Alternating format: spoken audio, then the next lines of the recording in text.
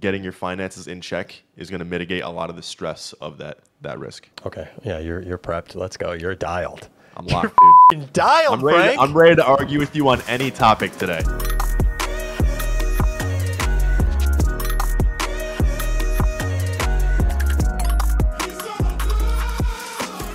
Hello and welcome to the Net Gains Podcast. We're your hosts, Roger Parent and Frank Field. I am an ex-CEO, former pro athlete, and father of 3.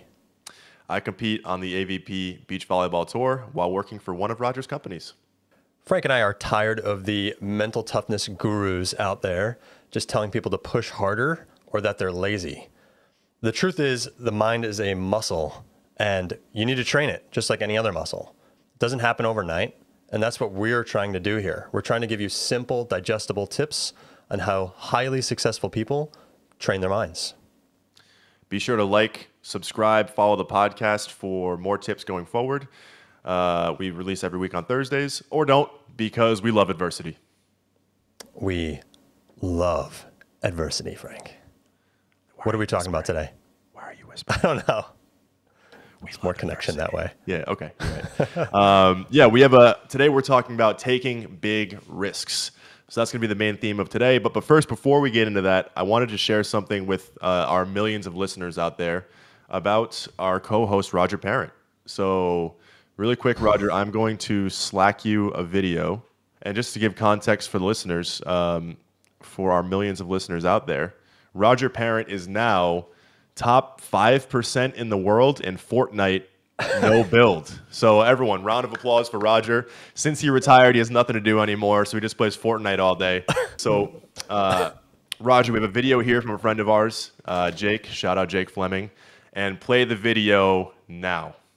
What's up, Roger? Heard you're in the top 5% of no build Fortnite. It's pretty cool, but no build's for losers, so we gotta switch it to build and get a 1v1 going, because you are not cracked. So let's run it. Is this a public challenge on Fortnite? Yeah, basically the thesis here is that you're not actually good at video games because you play Fortnite no build. And he's basically saying that he would wax you in build. I mean, anytime you can just throw up a wall anytime you're in danger. There's so much more. All right, build is actually very skilled too. Incredibly skilled. They're both skilled in different ways.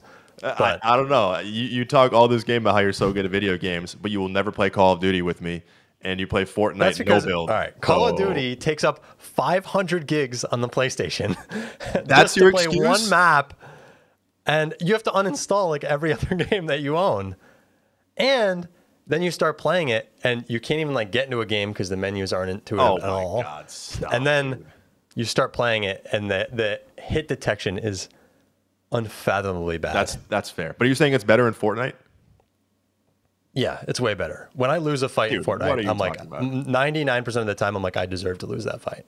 In Call of Duty, I'm like, it's like, like all these hit markers, and then I just die. There's a guy just like spraying across the screen, and I'm like, how did I not win that fight? Like this. I'll give some more context for the listeners here.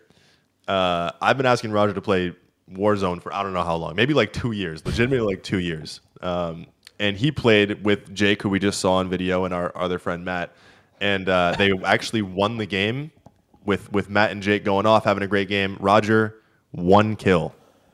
So I think this is actually a skill barrier. And 1 win, by the way. Oh yeah, no, I'm not doubting your ability to win, but I think you're just not cracked. My win percentage is higher than Jake's and Matt's on Call of Duty. Yeah, but why are you too scared to jump back in the arena then? I'll play it with you. I will. You're just scared to jump in the arena. Computer. Oh, I don't have good enough ping. The hit registration's not good enough. Oh, no. It's just it's like objectively a bad game. It's objectively a bad game. I just don't want to support it. It's a bad game. All right, can we get started here? I accept this challenge. Yeah. Okay, cool. So we'll talk about it. Here we go. So today we're talking about, what are we talking about? Taking risks. So in the course of the episode today, we'll obviously go through our inspiring people. We also want to talk about what a risk involves. We'll probably needle Roger a little bit on some risks that he's taken. And then we have some pro strats when you do take a risk to help mitigate the risk and push through those better. So yeah, sounds good. So first we'll jump into our inspiring persons. So people, our inspiring people. Yeah, multiple of person is people, right? Newsworthy Legends, I think we called it. There we go. Newsworthy Legends. Newsworthy Legends. It looks like an arm wrestler here. Yeah, I'm a big arm wrestling fan, by the way. It's actually really cool. Wow. I did not know so this guy, just like, wait, hold on. You're a fan of arm wrestling, like you want to arm wrestle people, or you want to just watch people arm wrestle? I like watching people arm wrestle. I enjoy arm wrestling too, but I just like, it hurts. After like 2 rounds, my elbow hurts, my shoulder hurts. Yeah, I'm just like, I can't. Natural to have your arm bend back that way, right? No, it's like you gotta like really know how to do it safely, but it's it just hurts. If I could, I would do more of it, but. Wait, before you jump into the story, one other quick thing. Do you remember the guy who took over a quarterback for the Bears, Tyson Bagent, I think his name was? Yep. His dad, professional arm wrestler. Dad. Yeah. What's he, like a 10-time champion or something? Travis. Yeah. Dude, and he's hilarious too. Oh my God, that interview he had in the sidelines. Suggested maybe we should arm wrestle just to see if I can take down a 28-time world champion. What do you think? No doubt. And I honestly expected you guys to do this on Monday. I can't believe what took you guys so long. And I've had this little set up for you since Monday. And have you ever done this before? No. Perfect. I'll take over from here. I can actually keep this if you don't mind. It's real easy. If your hand hits that pad, you are the baddest dude in the history of the NFL Network. What usually happens is I win. What's best for you is don't fight it. All right? Everybody's good at something, and this is what I do. Ready and go. Nice. Relax there, young man. I thought for sure you'd be a lot stronger. I'll take it from here. Listen, the rest of these people, they've been calling me Travis. You can call me Daddy, young man. And it's the guy's like, he's arm wrestling this reporter. And he's just like, oh, you're doing a good job. Like, you're actually pretty strong here. And he's like, all right, now Daddy's going to take over. And then it just like pins him in a second. So good. Yeah, he actually takes the mic from the reporter. He's like, give me that. I know what I'm doing. Because he does emceeing for arm wrestling. Like, oh, does he? On the pro level. That's yeah, awesome. So he's like, just give me the mic. I know what I'm doing here. Dude, he was electric. So John Winkler is an arm wrestler in the U.S. He went through severe ulcerative colitis and back surgery. And then when he recovered from those, he got B-cell lymphoma cancer. Like, Jesus. Holy moly. Yeah. And then he had to battle through years of, cancer. And then he comes back and he is now the #1 lightweight lightweight arm wrestler in West Virginia, and then he won the Florida state championships. So he's trying to get to a national level. And I think it's important that we highlight people that are not already just like Tom Brady, whatever, like the best of the best, right? It's like these people are just like incredibly inspiring. And so he's done incredibly well on a regional level, and he's like trying to get into like the East versus West competition, which is like the national competition. Yeah. So really inspiring. It's really cool that, he continued to I guess he was like kneading sand with his hand while he like couldn't do anything else, just to work on his like hand placement for arm wrestling. It's like, while he just like couldn't do anything else. He had like part of his intestines taken out, and like, so the guy comes back and he's like, still, just one of the best arm wrestlers now. So I think it's just like a really, really cool story of adversity. Wow. Yeah, that's a good one. That's 3 pretty traumatic things that you just fought back from. What a beast, man. Yeah. You think you could last 3 seconds with him in an arm wrestling contest? No. Those guys have like iron wrists, man. You just can't move them. Yeah. And a lot of arm wrestling matches it's like ready, go, and then they just like scream and it's over in like a fraction of a second. Is that right? Like whatever guy overpowers the other. It's really cool when you actually have a long arm wrestling match and they're kind of going back and forth and you can kind of see all the technique changing, they're climbing up on the hand and stuff. But honestly, like most matches are just like, it's just like, smack the guy's hand on the table. Yeah, like one guy's just stronger than the other, you know? That's funny. It's hard to find like really evenly matched. I didn't know you were such an arm wrestling aficionado. I love it, man. Yeah, it's just like a fun thing to watch. It really seems to like it's a real like emasculating / masculine thing too. Like when you pin another man's arm and you're just stronger than him, that's a good feeling.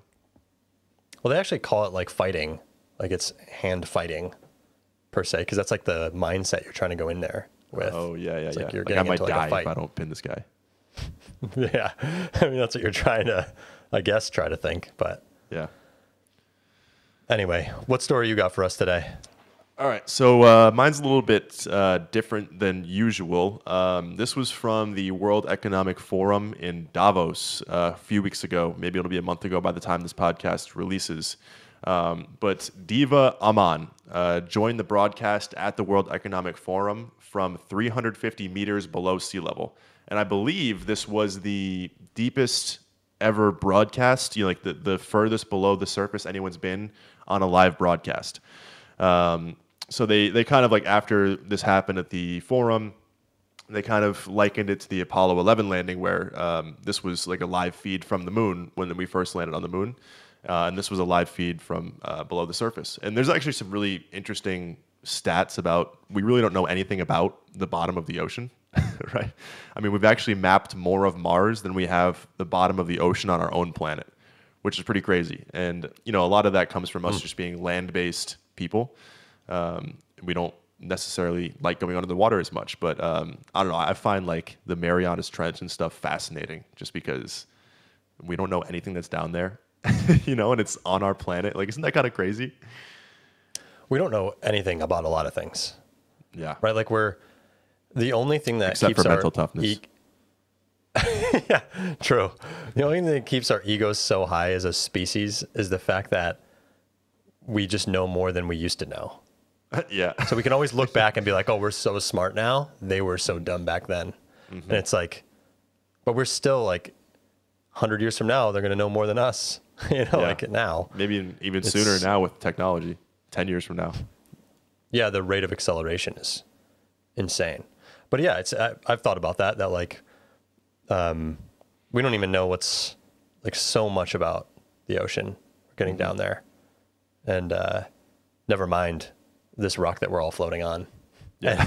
And how we even get off of this rock onto one other rock. You know, it's like that's wild. That's a really interesting story. 350 meters below. How do they even get the internet down there? I have no idea how they did it. It was from time.com, so you can read it on Time magazine. But you know, they talked about like Ray Dalio is I think I forget, OceanX is he's the lead investor for OceanX, which is leading a lot of deep sea exploration, and they're trying to go further. So I just found the story interesting in terms of, you know, breaking barriers is essentially what it is.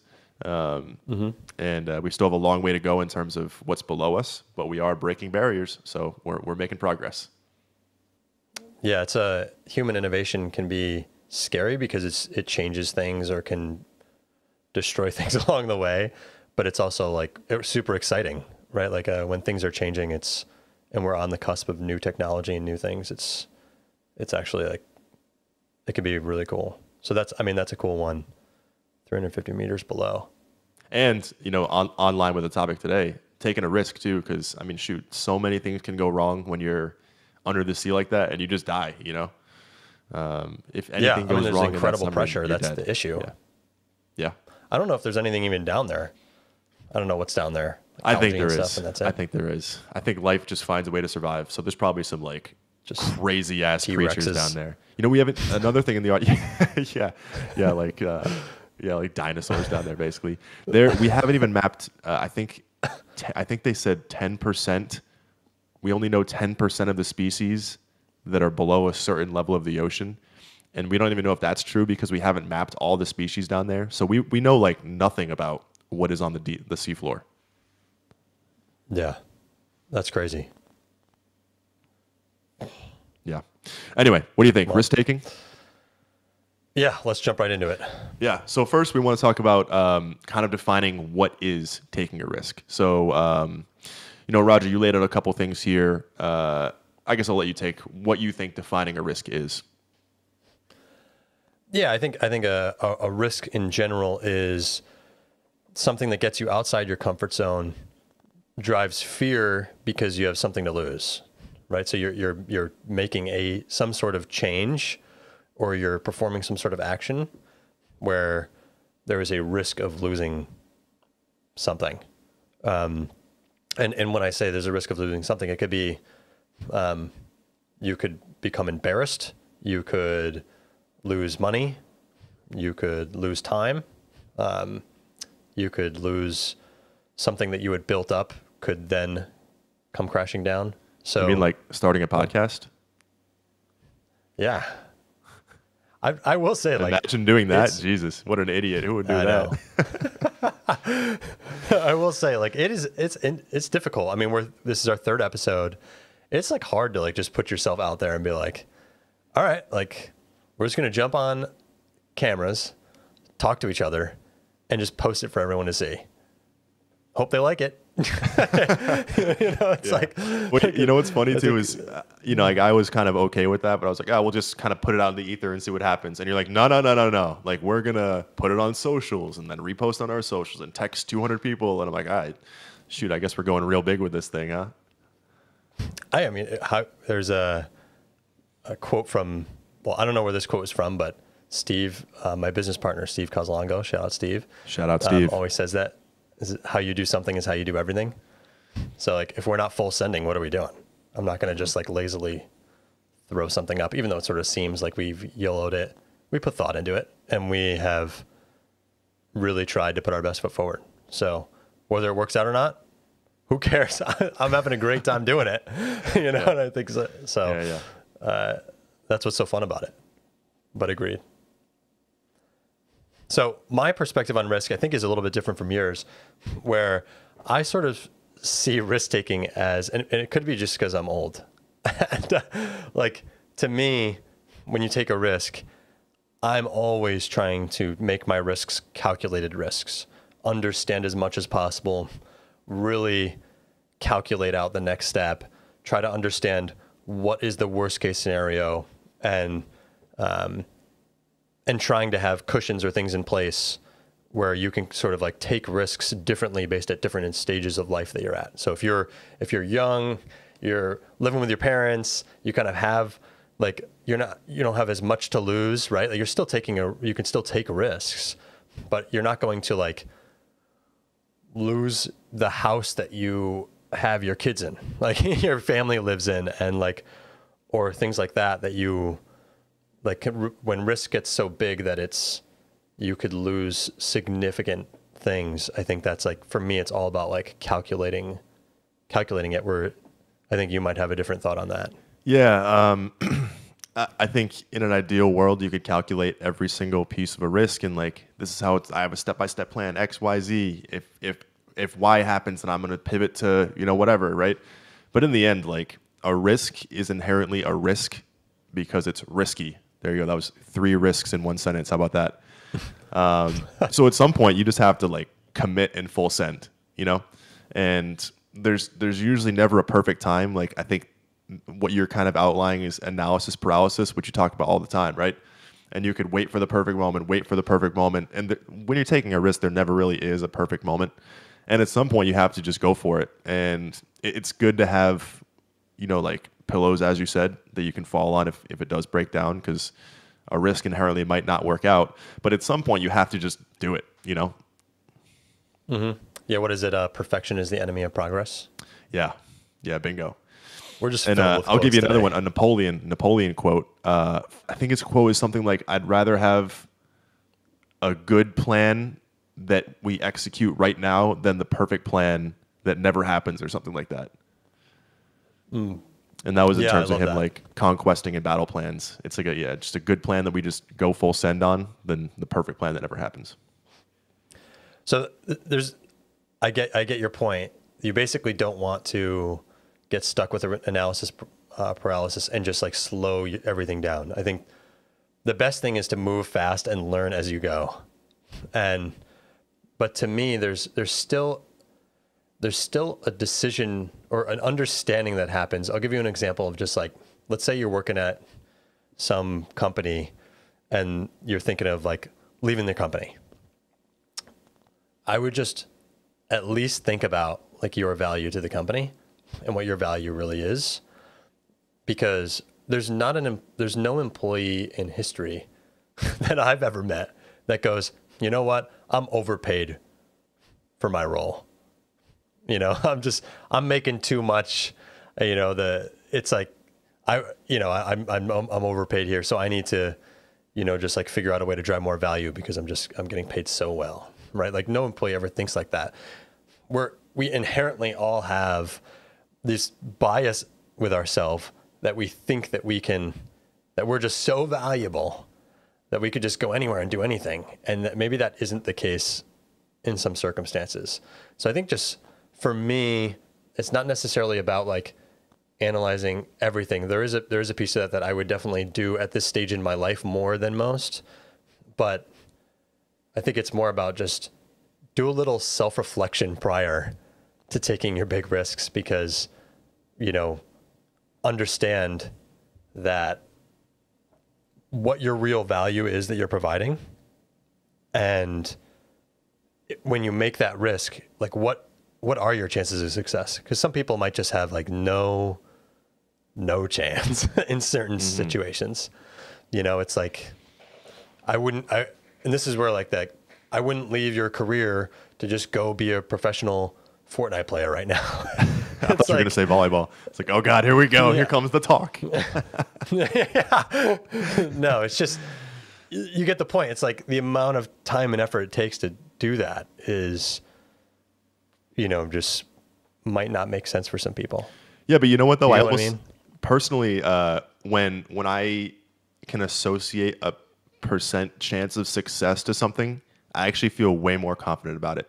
Like if you do all the risk analysis and you look through all the scenarios, which obviously you shouldn't take a risk without doing those things. I'm definitely not saying like find a risk and just go do it.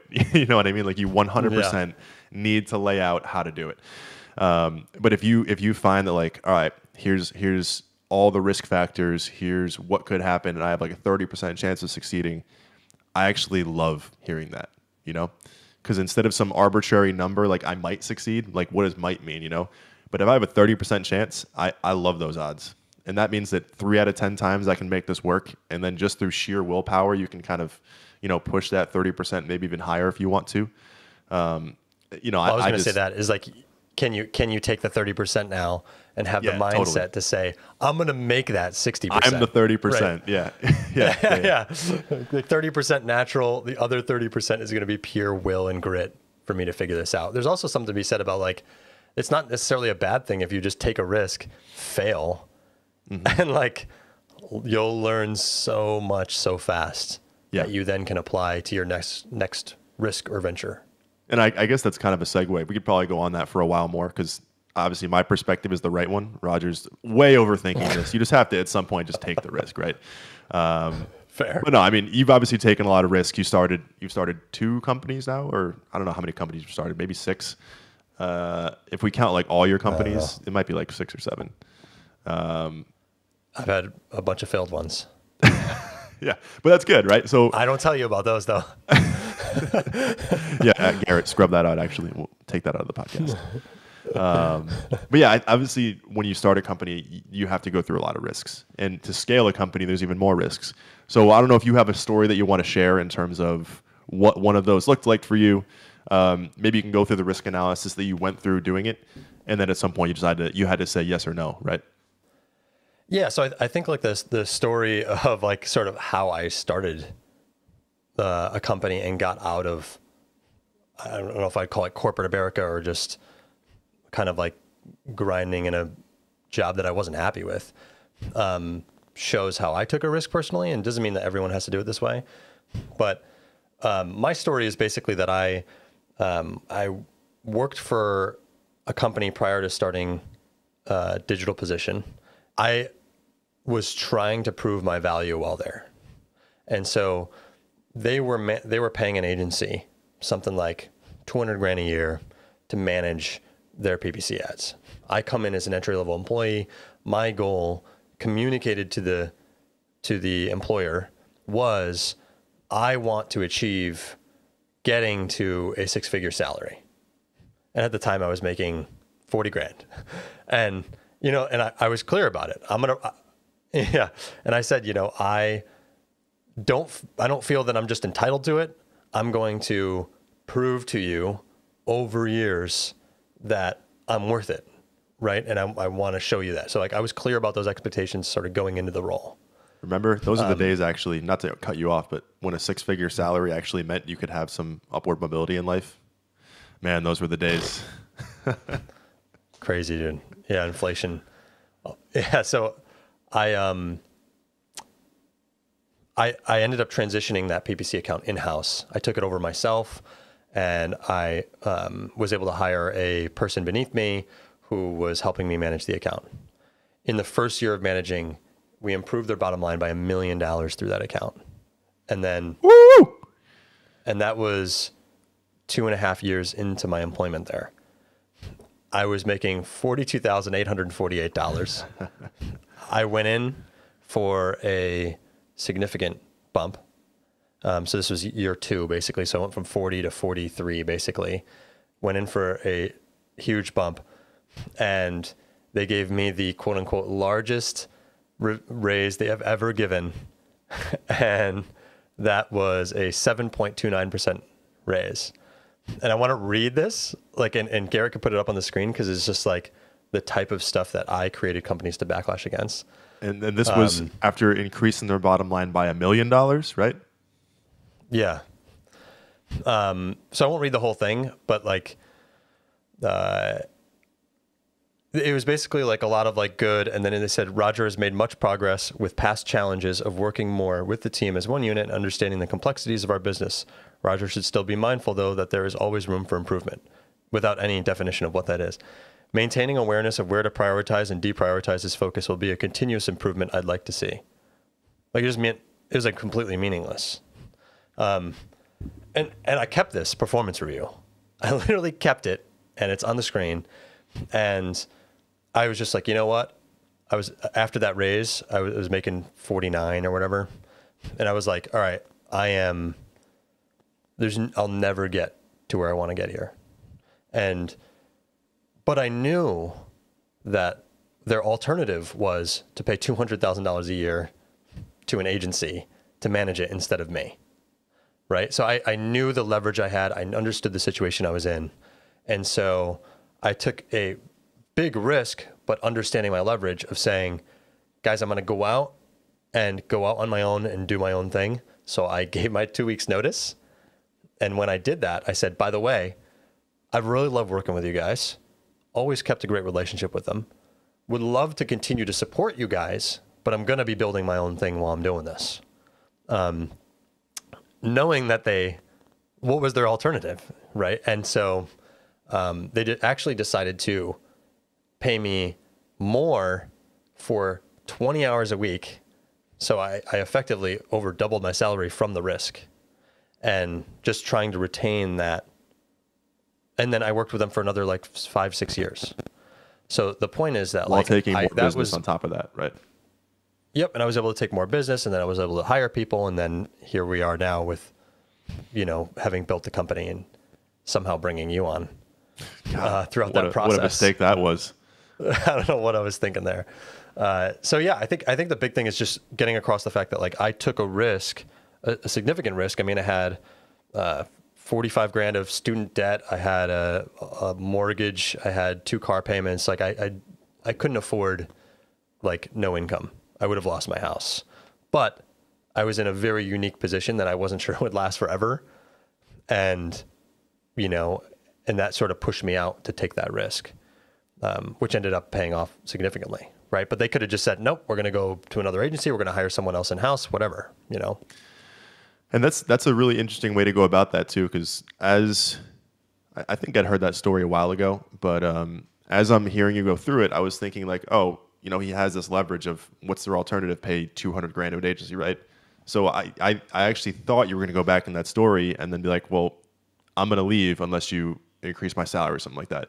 But that was an interesting way to go about it, of just choosing to start your own company and then working part-time for them through your own company.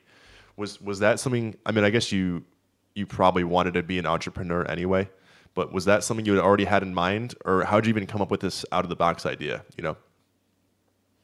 Yeah, so I always wanted to do something on my own. I actually tried to start like a pet supply company and just like completely failed. And that was like years even before this. Yeah. And then my dad owned a spring manufacturing company for, I don't know how many years, 20, 25 years. And my mom owned a gift shop. And so my parents both like owned companies. They also went through incredibly difficult financial times when I was young, which sort of pushed me to try and accomplish really cool things. But I wanted to be an entrepreneur too. My parents never missed a game of mine or anything like that. They always prioritized being parents over finances, which never left me. So I wanted to be an entrepreneur for that flexibility. It just seemed like a good opportunity. So I always just sort of had it in my mind, I was always thinking, how can I get out on my own? How can I start something? And once that opportunity sort of opened, that was when I took the risk, right? It was like, was it luck is when preparation meets opportunity? That's like our third quote today, by the way. I love that one. Yeah. So it was just, I always was looking for the avenue to sort of open up. And then when that opportunity existed, I just slammed through it. So wait, so talk us through the timeline though, because you know, we were kind of disagreeing on, obviously you have to plan for taking a risk, but at some point you have to also just go for it, right? So what was the timeline between the performance review and then having this plan in the back of your mind to just saying, all right, my 2 weeks is in, here's the plan? And was there like a trigger in there too that was like, all right, now I'm doing it? The performance review came, and then not a month or two later, I was putting in my 2 weeks notice. I would say that like, it probably goes more to your side of the perspective, which is just move fast when you see that opportunity exists, right? Like, don't second guess yourself. You've been thinking about it. You know, I had been thinking about it. It's been years that I wanted to be an entrepreneur, right? But when I saw that window, I didn't second guess. I just went for it. I just like immediately got an LLC. In fact, Digital Position used to be named Gradient Wave. Yeah, baby, Gradient Wave. Gradient Wave for 2 years. Who changed it, me by the on way? my own. Give that person a shout out, because I know it wasn't you. I changed it. Oh, I thought someone said, "Hey, this sucks. Switch it to Digital Position." No, I came up with the name Digital Position. I came up with like a bunch of names, and then the domain was for sale for $7,500, and I haggled them for $750, and got the domain name. Down to 750. Yep. The domain people are like that. They just list everything super high. Jesus. Yeah. You can haggle almost any domain name like crazy. Write that down. Pro tip, Garrett. Put that on the pod. You can haggle down any domain name. Boom. We should start doing that. Just Roger's life pro tips. As we send people to netgainspodcast@gmail.com, because we haven't even tried to get the domain name. I know, that's right. But we know we can haggle it now. Yeah, we can haggle it. Wait, hold on. So maybe if we're kind of combining the two ideas here, then you always have to be, if you have this thing that you want to take a risk on, you always have to be thinking about the steps to take it, right? And what it would look like. And when that opportunity window opens up, you really just have to go for it. And I think all of us in our gut kind of know when that opportunity window is there. You know, your like conscious mind is probably screaming, no, like it's not the right time. It's not the right time. But in your gut, like, you know when the right time is. So at some point, that's when you have to really just, you know, a risk is a risk for a reason, and you have to just go for it. Yeah. I mean, I think most risk exists with a vision beforehand. Yeah, totally. Like, I always wanted to be an entrepreneur, or you want to be a pro volleyball player or whatever. And so when opportunities come up, like some high level player asks you to play, you just make it happen, right? Like you just figure it out. And so I think that and we could probably, we will do another episode on like establishing overall vision and direction for your life. But if you have that overall vision for your life and things you want to accomplish and what you're looking to do or be, or what you want to be successful at, then it's sort of always in the back of your mind, such that when that opportunity comes up, you've already thought through a lot of those risk factors. And that actually kind of segues us into our pro strats for today, which is, when you do identify that now is the time to take a risky move, or maybe you've been thinking about it for a while, there are some things you have to figure out first. You can't just YOLO into these things. I mean, you can, but it's just a lot more risk. Like we talked about that risk percentage. By not having these things laid out beforehand, you're increasing or decreasing the risk tolerance, right? So we did have some things we wanted to talk about that can kind of mitigate risk when you do decide to make a risky move. The first one is getting your finances in check. And most risks do inherently involve the financial decision. So, I mean, yours is super obvious, right? You're leaving your company, you're leaving your salary to do something on your own. Super financially risky. But that could even be, a risk could be even something else is just moving to a new home, that's a big risk, huge financial risk. Even taking a leap in a interpersonal relationship, grabbing a mentor or something, that could involve a financial risk. But you really, when you take these risks, you have to have an idea of what your financial tolerance is, whether it be how much your rent is, how much you need for groceries, dependents, how much are they costing, what is your salary? Hold on, quick question. You moved, you're someone who can talk about moving. You moved across the country to pursue a dream. What was that like? Yeah, that was actually kind of what inspired this first one. So when I first made this move, I was 21. So I or maybe 20? No, 21. I just graduated college, and I was working for Edward Jones in their financial advisor program. And so I was doing this like super intensive program. Basically what they do in this program is they just try to like work you like a dog and weed out the people that don't want to work hard. Because, like being a financial advisor is just like pretty intense for the first 5 years. So they put you through this crazy program. You get your Series 7, you get your Series 66. And I worked this whole summer of like 60-hour weeks. And by the end of it, I passed all the tests. And they were like, all right, we're going to move you to Arizona. And, you continue the program there. And I kind of realized, like, do I even want to do this? Like, do I even like doing this, So I decided to quit there and then move to San Diego and then try to play volleyball full time, which was, when you're from Rhode Island, you can't really play beach volleyball. It's 6 months out of the year. Really, the place to play here, man. is California. Yeah, yeah, right. Yeah, it's so brutal. So at that time, I had $2,000 in my bank account. The place that I was going to be staying in San Diego was $850 a month for rent. So I knew at that time I could afford roughly 2 months of rent. I had to find a job out there that could, help me survive month after month after month. So I kind of like freewheeled it. At this time, I didn't really know how to take risks. And there's some things that we're going to lay out in a minute that would have helped me, like my younger self. But basically, I did like a very loose version of this where I knew I had 2.5 months of rent money. I knew that I needed to get a job to afford $850 a month. I think my groceries came out to like $150 a month. My expenses were pretty low. I was 21. I didn't eat right.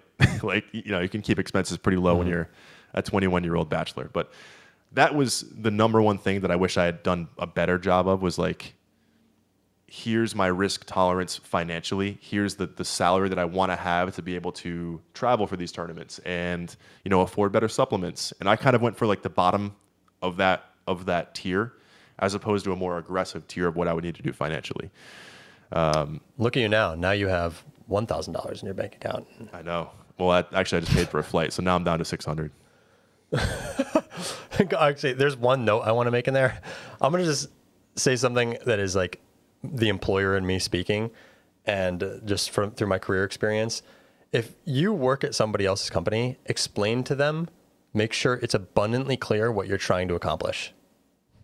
That's like the biggest thing that employers drop the ball on and employees drop the ball on, is not just communicating about what the employee is trying to accomplish while at that company. I would always the fastest growing people at Digital Position always came in and said, I want to try to get to this range. What do I got to do? I want to do this. I want to learn this. Like, what do I got to do? And then the employer's so much more open to just being like, oh, in order to do that, you got to do X, Y, and Z.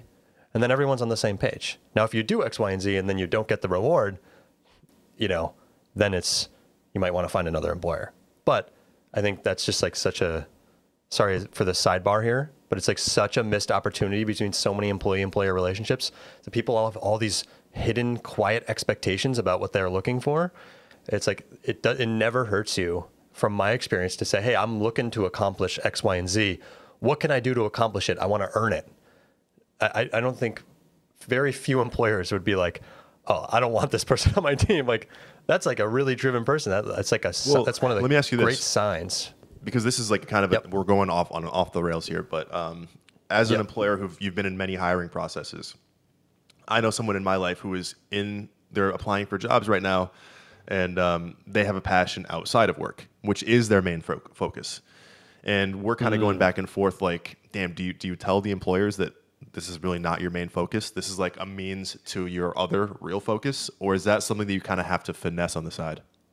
I think for most employers, they will not respond well to that. I don't agree with it. Yeah. We would, right? Like I know people within digital position that have communicated to me saying, look, I just want a great balance. I don't want to be a forward-facing role. I want to make decent money. I want to continue to grow, but I don't expect to be the next C-suite employee here. I'm prioritizing my family, my kids, whatever. Well, I do want to jump in real quick because I think the job market's pretty tough right now. And any interview you go into, any job listing is going to basically say, we want someone who's going to work super hard, and every employer in an interview is going to say, hey, we want people who are going to work super hard. So I don't know how you weed that out when you're trying to find a job like that. You have to differentiate yourself. So I think there's other ways to differentiate yourself than to say that I'm going to work 60 hours a week. You're in an agreement with your employer to work a set amount of hours. You shouldn't be, maybe some employers require it. You shouldn't be expected to work beyond your normal hours for free. Like that's just my thought process of like morality of work. But so you can work hard still within the hours that you're agreeing to. You're agreeing to work a set amount of hours. Work those hours. And they're agreeing to pay you a set amount of money. They should pay you that set amount of money. So I think you can provide value. You just focus in the interview on the value you provide, right? Because I know employees that work 40 hours a week that provide a ton more value than grinders that work 60, and because they're just more experienced and they're more creative or whatever, the hours don't always mean you're a better employee. But it sounds like in the interview process, at least, you're saying in the most moral way possible, you kind of minimize this passion you have outside of work in this interview process and focus on the actual job that the employer is hiring you for. So the question is, do you need a job, or are you just looking for your dream job? Right. Because I think in this case, it's a lot of people that they need the job to survive on a day-to-day basis, but the passion is really what they want to do. It just might not be financially feasible yet. Yeah. In that situation, you have a need, and I think that you relate your passions the best you can to your ability to provide value in work. And you largely, I don't think you ever hide your passions. Me saying that like I love pickleball and things like that, I don't think is going to stop you from getting a job. What's going to stop you from getting a job is saying, I'm just going to coast here while I focus on that. And I just think that's morally wrong in general anyway. Like, So I'm not sure there's like an easy answer. I wouldn't say minimize your passions. I think your passions are your passions, and you can be open about them. But if your goal is to explore the passion at the detriment of just being able to provide value at work equivalent to the amount you're being paid, then you probably don't deserve the job. It's like, it's sort of a hard truth. You don't get something for nothing, and so it's value in, value out. If you can provide great value, just focus on the value you're providing. And if you can't provide great value, or you can't make a case for why you can't provide great value, then you have to think more deeply about what value you can bring to the table and focus on that value. It's not about minimizing or anything. I just don't know if you'd be able to, even if you're the hardest worker in the world and you'd work a sick 40 hours at your job and then you work a sick 20 hours at your passion afterwards. I think it's really difficult to get that across to an employer in an interview process. But I don't know if they're going to ask you that how many hours are you going to spend on your passion, right? I don't think anybody. I've never asked that. I just said, what do you like to do outside of work? Yeah, totally. But if you put yourself in the interviewer shoes and you hear that somebody has they have a music passion and they play in a band outside of work, and they're telling you they take it really seriously, isn't that in the back of your mind as a hirer, kind of like a red flag almost that they won't be giving max effort to you? For me, it's not. I think it's great. I think most employers get that wrong. But I think for most employers, maybe they would ask more about it. Like, they might ask, are you going to have a hard time being available in the mornings because you're doing plays at night? Or you're doing shows at night, not plays. Yeah, whatever I wasn't going to correct playing you're playing at night, or you're doing shows at night till midnight. Are you going to have a hard time with the 7 a.m. requirement or whatever, right? Like, I think that's just a reasonable question in general. The employer just wants to ensure that they're going to get the value in for what they're paying or compensating. So I would say that it's not really wrong of the employer to ask that question in that situation, but I don't think that you should hide the fact that you play in a band. You might not need to say, I play in the band till 1 a.m. every night. Like, you don't need to go crazy. Yeah. No. So our takeaways here, one, do be open about your passions. If you're an employer listening to this, please encourage your employees to have passions.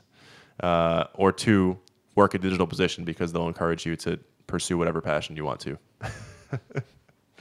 Yeah, for sure. I mean, ultimately, I think there's something powerful in saying, like, my passion is what drives my creativity and my ability to function really well in work. Yeah, that's a good reframe. I crush it at work, and if they say, like, what's your biggest weakness? It could be like, because you get a lot of those, like, loaded corporate questions. It's like, hey, when I'm not doing a couple things I enjoy every day, or getting up from my chair and like, or being able to play in a band, like, I think that can sometimes cause my work to suffer, right? Like, and totally. By my passions make me a better employee. And honestly, I actually think that's true for most people. Yes. Like, when I'm not, like, I would rather work 40 hours and be able to play things and be active and get my workout in, and I will get more done in the 40 hours than not doing those things and working 50. Like, hands down, I lack of focus and whatever. So I think it's just, you focus on the value, and you can reframe it in the sense that, like, those things are what make you a great employee. Okay. Planning for a risky move. We talked about finances in check. We're good on that one, right?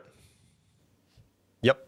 Yeah. Just my big thing is just, like, don't put yourself in, like, ridiculously dangerous situations. Like, yeah. Or if you are going to, like, know what your risk tolerance is financially, Yeah. Yeah. Exactly. So you can know if that's going to be good. Anyway, next one, track your wins. This is super, super important that I did not do when I took my risk that I mentioned. And when you take these big risks, like, you're going to be super stressed. You're going to be under pressure. You're going to be feeling like a failure a lot of the time. By tracking those wins over time, you can see your progress and see your growth. Mm-hmm. I love how you put track your wins in the doc we're using, and then it just said, sometimes you'll be taking L's. That's your note. You're going to feel like a loser sometimes because you're taking L's. Yeah, but it's true. That's how I felt, Yeah. Yeah, definitely true. Next one. This is a super important one, which, again, you already said we're going to talk about on a later episode. Understanding your vision and why.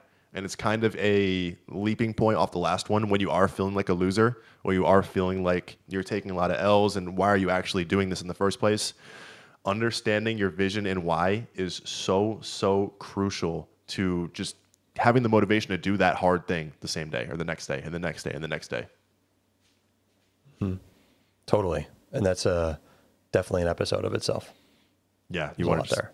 All right, we'll circle back on that one later, but I think that one is like almost number one when you take these big risks. Just the motivation to keep pushing through these hard times when there are going to be hard times. Understanding why you're actually doing that stuff. The last one that I mentioned was an accountability partner. This is not always feasible, but it's something that's super valuable. And if we talk about the podcast example, just having Roger here as an accountability partner to take this risk with has been kind of like a freeing experience almost. A lot of the risks that I've taken in my life have been more of a solo journey.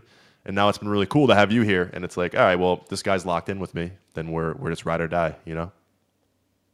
Yeah, see, I'm like the exact opposite. I just drag people into my risks most of the time. Like I drag Steve into, excuse me, I drag Steve into building digital position with me, and drag my wife into quitting her job to come do chief marketing dad with me, dragging you into this. I dragged a buddy into creating the dig, the volleyball tournament that I created. So I just think it's more fun, like to do things with somebody. Yeah, maybe that's why your ventures have been pretty successful, is having that. Yeah, I just use other people for success. Now you guys see the real secret sauce here. I'm being used. This is a cry for help. Help me. All right, so the homework we have, two kind of outcomes here. One is if you already took a big risk, you're in the middle of one, you're whatever, along with the process. Re-examine one of the above, which was either getting your finances in check, tracking your wins, understanding your vision and why, or having an accountability partner.